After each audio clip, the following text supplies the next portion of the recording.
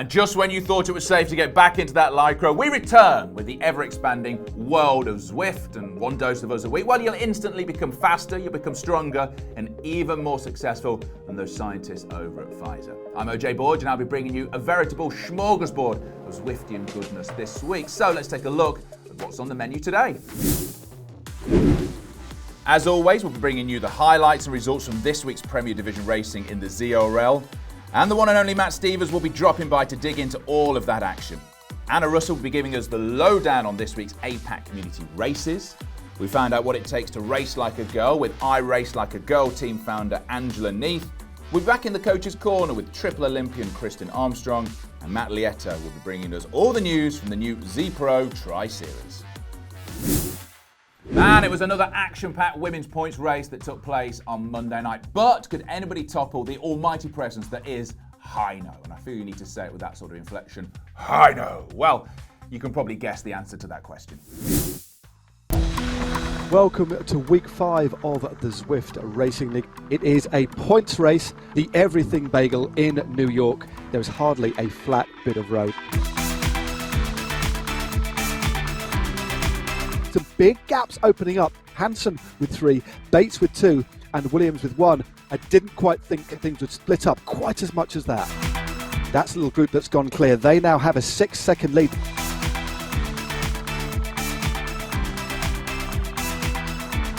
Things have calmed down a little bit here. I think the riders are now just taking a bit of a breath and thinking about later in the race. Jackie Godby took the points there. Heino still well in control. Rezhnikov has opened up a nice little gap. This is great team riding by Team 2020 here.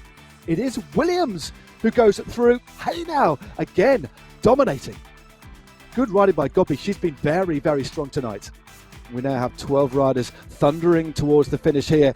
Williams, she doesn't want to leave this down to a bunch sprint. Terrific timing here for Heino. She takes the win. Hansen takes the sprint for second place in front of Belforth. What a magnificent victory there by Caroline Williams of Team Heino. Phenomenal stuff from Heino. They are absolutely untouchable.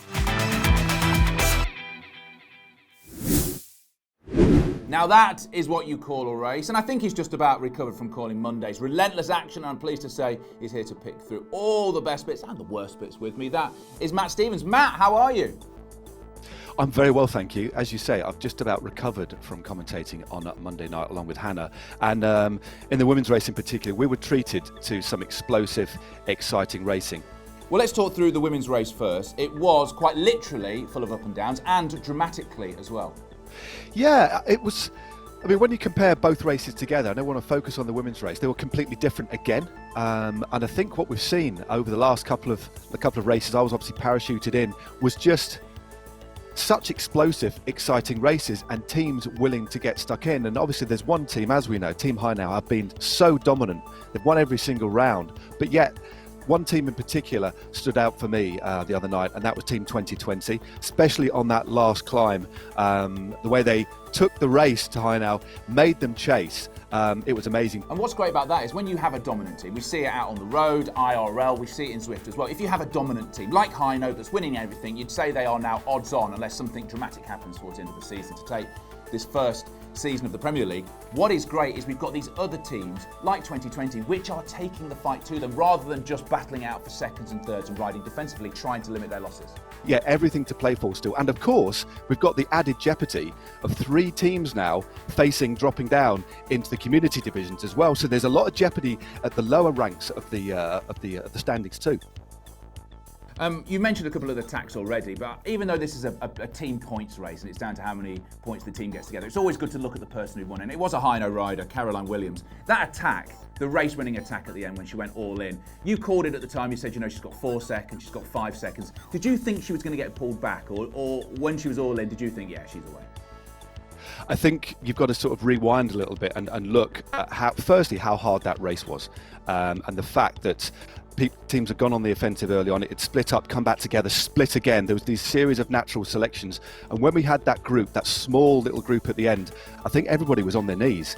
But again, Team Harnell had 5 riders in the front group. So they had options for a sprint, they had options to send somebody clear, and they did it perfectly. But given how aggressively Williams had already ridden as well, it was amazing. Some of the numbers that she was putting out in the last couple of Ks when she went were astonishing. So she did really well, but she also has to thank her teammates as well. And it was no real surprise. There wasn't enough cohesion behind because everybody, I think, had dead legs because it was such a hard race. Now, if that wasn't enough excitement, the men then took on the Everything Bagel, and once again it was a very different affair. Stick around, Matt, and we'll dive into your thoughts. But first, let's see what went down on Monday night. It's time now for the men's. The Everything Bagel, 34.2 Ks in and around New York City, 2 King of the Mountains, and the 2 sprints.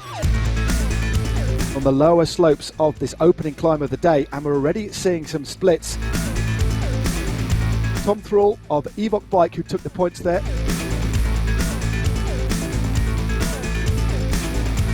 Mikey Mottram has just decided to go off the front.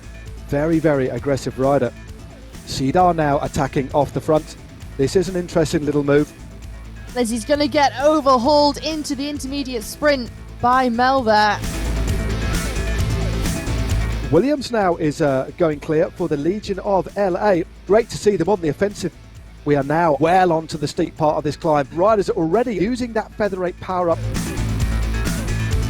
Thrall, who did actually take the Canadian for the Evoc Bike.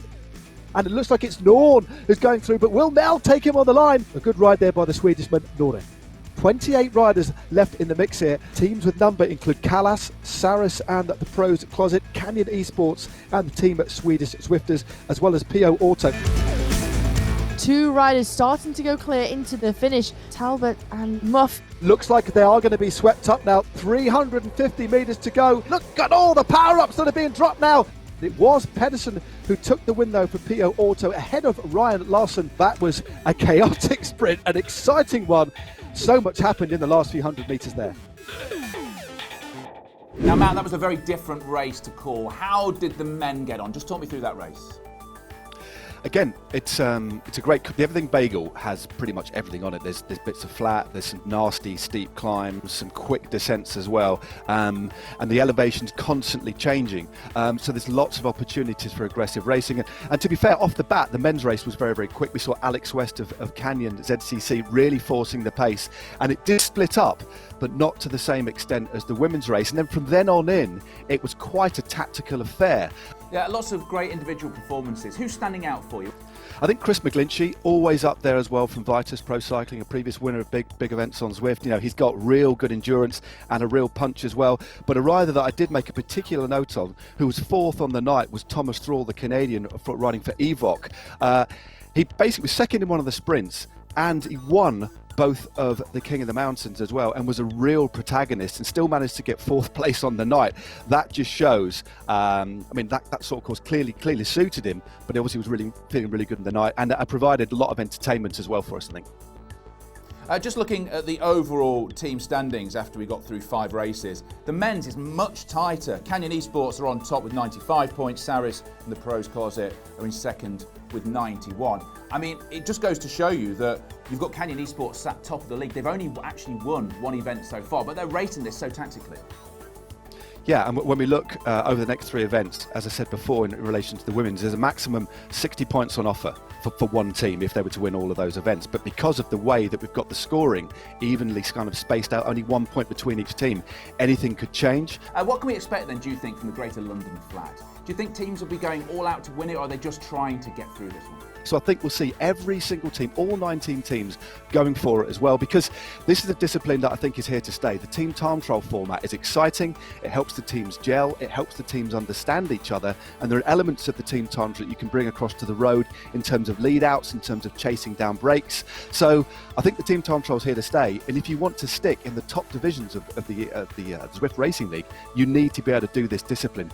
But this team time trial course in London is relatively flat. There's a few little kickers, but a completely different one that we had in Watopia a couple of weeks back now. And it's going to be slightly easier, I think, for the teams to maintain an even pace. And I think the times at the top, therefore, will be a lot tighter. So I think it's going to go down to the wire and should be pretty exciting. Oh, I can't wait. Matt, as always, a pleasure. Thank you very much, buddy. No worries. As you may know by now, I'm fairly obsessed with people's pain caves. And this week I started thinking about the age-old question of how many bikes do you actually need? Well, the answer, as we all know, is N+1, where N is the number of bikes you currently have, hence N+1. There is always room for one more. So I thought I'd take a closer look at what a top flight ZRL rider's N number was. And we'll start with Ollie Jones of Canyon Esports, a man with simply the greatest collection of headbands and towels in the Zwift racing world. However, as you'll see, he also has a significant collection of bikes. Now, either he's in a public garage or his N number is in the thousands. Next up is Jackie Godby, absolutely crushing a couple of sprints in Monday night's points race on our Argon TT bike. But take a look around and count them. Definitely 4 there. I think 5 and 6. So good work to Jackie. Now, if you're anything like me, you squirrel bikes away in a number of places to both distract your other half from the total number that you own and also to confuse burglars. So I thought we should ask some of our riders exactly how many bikes do they have, starting with R3R powerhouse, Sergeant Lou Bates. Quite a lot between me and my husband. Oh, let me think. I'm asking him, how many bikes do you think we've got? 4 bikes, I think. Okay, I only have 3 bikes in total. He's having a count. Hold on. When I'm not on Zwift, I've got a Cervelo, which is right behind me, and then I've got a Swift as well. So I've got 2 road bikes that I alternate with. So I have an Aero. 1 second. 8. I have a very bright pink in-flight. The team bike and a mountain bike that I use a fair bit as well. So just the 2. And then I just have a very standard commuter bike. Oh, 2 are on the turbo, so you know. But to be honest, it's N+1. I hear you get the black bikes so you can get new bikes without your white notes. Yeah. Just in case you didn't catch that, Cecilia Hansen there saying paint all your bikes black so your other half doesn't know how many bikes you actually have. Sound advice. If I check my invisible watch, I can tell you it's about the time in the show where Anna Russell lets us know what went down in the hotbed of community racing talent. That is the APAC region this week. Thanks for that, OJ, and congratulations on your top 20 result. Very impressive, going from strength to strength, I see. Now the APAC region, I'm a little bit biased, but I definitely think it is the racing to watch each week. Very exciting racing from both the men and the women across all categories this week, which we knew would happen around the New York course. Everything Bagel is a really, really tough race of attrition. And we saw in the women's event, I think most aggressive rider of the day goes to Danette Shaw. She took out some QOM points, some sprint points, a great attack to the line with Kath McKay from AHDR. Just got pipped at the end to finish second. And really we saw AHDR continue their domination with 5 riders in the top 10. There was an interesting little part during the race where there was a 4-rider breakaway with an Aero rider and a couple of AHDR riders, with a couple of AHDR riders chasing behind them. So interesting to see how that played out. Not sure of the team tactics there, but definitely some interesting racing. And also with the C category, we saw a very different finish to that one. Not a sprint finish. It looked like an individual time trial effort from a solo breakaway from Jessica Hamilton. So great riding there from our women's C category. Then we're into the men's racing. Different dynamics because the bunch was so big, but we saw dominant performances from Sam Lindsay over the first KOM. Then we had a really sort of entertaining situation where there was a 3-man breakaway and they were chatting a lot amongst themselves. I could see the messages popping up on screen and there was a lot of trash talking going on. So that was a bit of fun to watch. Go back and check it out if you haven't already. And then they ended up getting caught as, you know, they had a pack of about 30 catching them. So we knew that would happen in the end. But wow, what a sprint finish. You know, you've got the high power riders like K Power. And also, we knew the Relentless guys were in hot pursuit. Saw Grosicki leading out. Well, I thought he went too early, but it actually turned out he was leading out Duffy, who took the win for Relentless. Perfect team tactics and a really, really exciting race on both the men's and the women's side. We looked at the C category as well, and you had another solo breakaway finishing off to take it in an individual time trial situation with the C category. So totally different racing across categories, totally different racing across the men's and the women's. Really exciting. Down Under is where it's at. So tune in next week. We're going to be hitting another team time trial around the streets of London. I'm super excited. I'm sure you all are as well. Good luck next week, OJ. We'll catch you later. Well, Anna, thank you so much for featuring me in your roundup. I must admit, I've been trying to get Nathan and Dave to mention me for weeks, so I'm glad that somebody has finally noticed. In the words of Hugh Carthy, that I've been pulling my tripe out in these Tuesday night community races. And I have to say, the haunted look on my face right now, this is because of everything bagel. Right, enough of that. We've talked about this week's races, we've watched highlights for this week's races, but what we haven't done as yet is get down to that nitty-gritty of how the Premier Division races were won. Back to help us dissect the winning performances, as always, from her coach's corner is Kristin Armstrong. And I know what you're shouting. Nobody puts Kristin in the corner, you dirty dancing fans. Well, frankly, it was her decision, and I'm not going to argue with a 3-time Olympic gold medalist. So here's what Kristin had to say about Monday's race. Hi everyone, it's Kristin Armstrong back here with Coach's Corner. This week's race on Everything Bagel did not disappoint. In fact, exactly as predicted, Team Zwift and the climbing phenoms, they were going to take this relentless course by the reins, and they certainly did. I mean, from the start, with the first climb just 2 kilometers in, the strongest teams went to the front to create as much attrition as possible. I mean, because riders know that all the intermediate points are going to go to those who make the front selection. I mean, we've seen e-racing go from how strong you are as an individual rider to how strong you truly are as a team.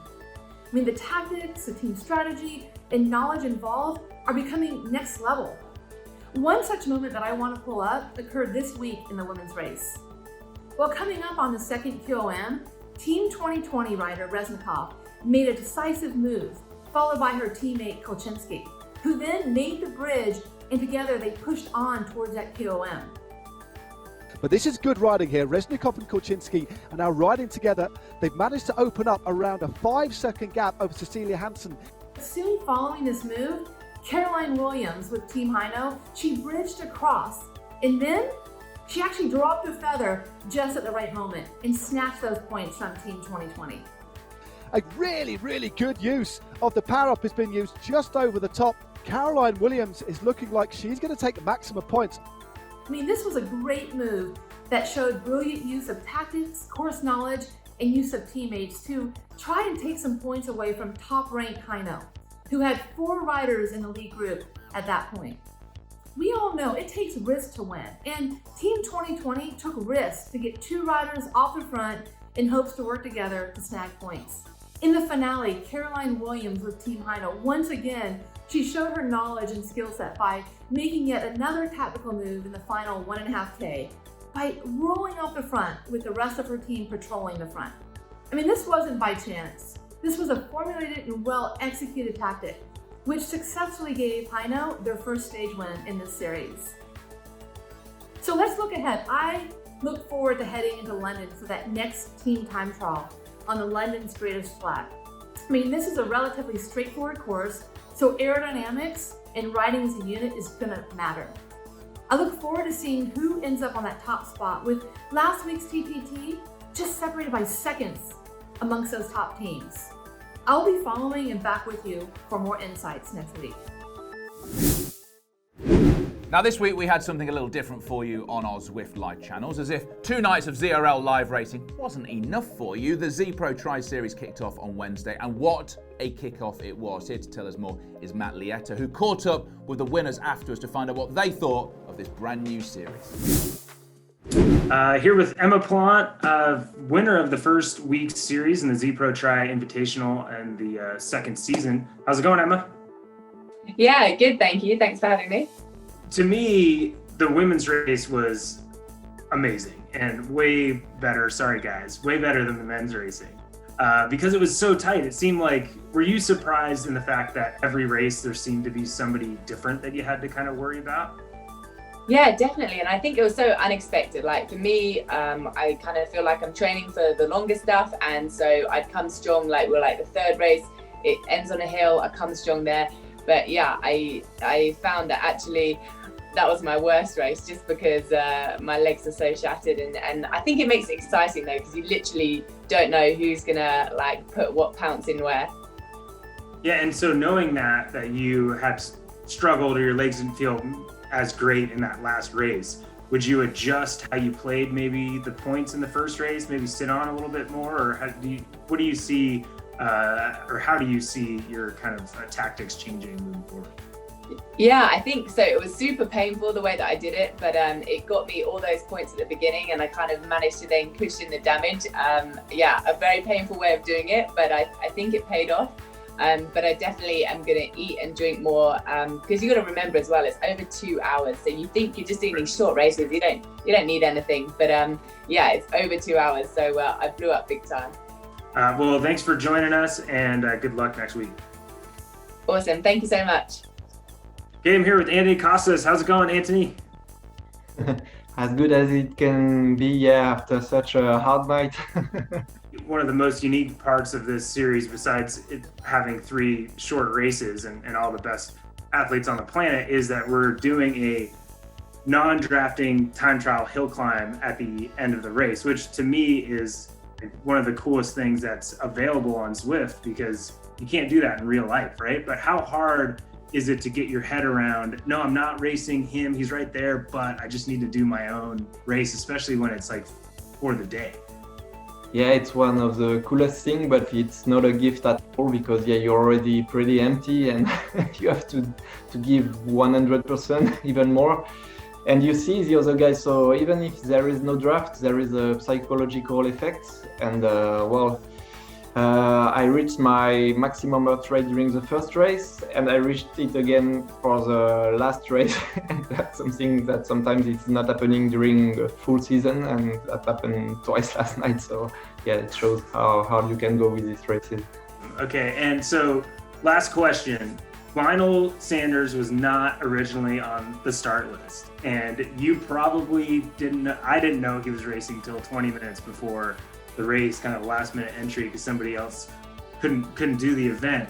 Were you, as an athlete and competitor, were you genuinely like stoked that it was going to be a challenge, or were you like, oh come on, I thought I was gonna have this easy? Yeah, I must say I was surprised, because of course, like all of the other athletes, I think I'm checking and double checking and triple checking the start list, and I saw Lionel in the start pen. Well, so that's a bit different game with him on the start line, but yeah, always nice and fun, and yeah, nice to race a guy like that. Awesome, cool. Well, best of luck for your recovery to next week, and thank you. Looks like it's going to be a battle for the top 3 places.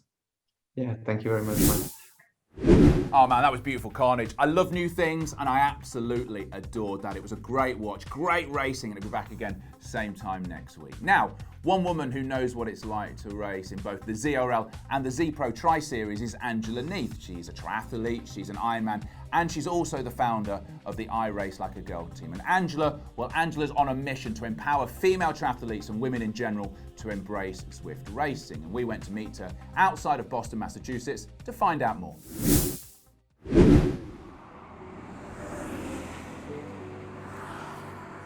It started with a website, it started with some ideas, and it slowly came into a vision, I guess. My name's Angela Naeth, I'm a professional triathlete. I'm the founder of IRaceLikeAGirl in real world, and then also work with a team of us for the Zwift team. I started doing triathlon a few years ago and really just jumped into the professional ranks quite quickly. I also race bikes, and I've been doing Ironmans and half Ironman events outside in the real world. A few years ago, I was trying to figure out what I wanted to do to kind of add to the community of triathlon.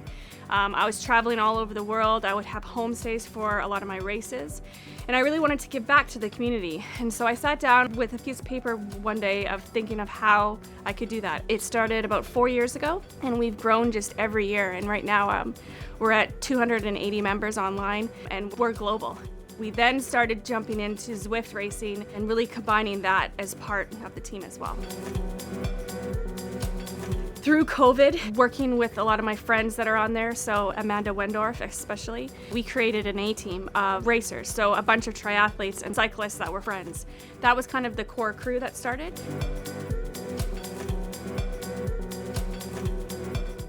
IRaceLikeAGirl is really about bringing out your inner girl. A lot of the times as you grow older, you kind of subdue that girl, you don't really get to have fun. And so part of I Race Like a Girl is bringing that back together and also inspiring others from all ages. It's really about a woman community and empowering each other and inspiring each other to really be the best that they can. The racing on Zwift has kind of stepped up during this time, especially for me. I always saw the races, but I never ever entered one. So once this lockdown kind of happened, it was just an avenue and an outlet for me. I'm going to be doing it forever. My thought process of what the future kind of holds is just continuing to expand it and grow it, but also really make it a very knit community. Having a more bigger expansion in Zwift, I think, that's obviously a great way to connect a variety of different people from all over the world. So hopefully that continues to grow.